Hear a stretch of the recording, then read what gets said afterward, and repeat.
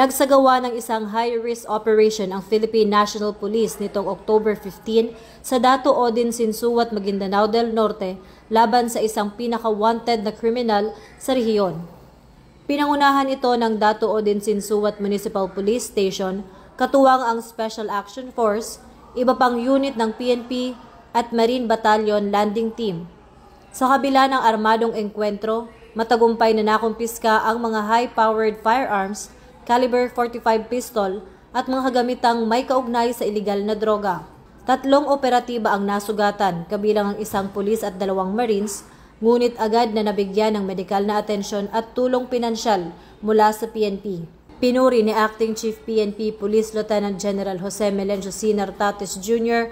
ang tapang ng ating kapulisan at binigyang diin ang mahalagang papel ng kapulisan sa pagpapanatili ng kaayusan at kaligtasan ng publiko.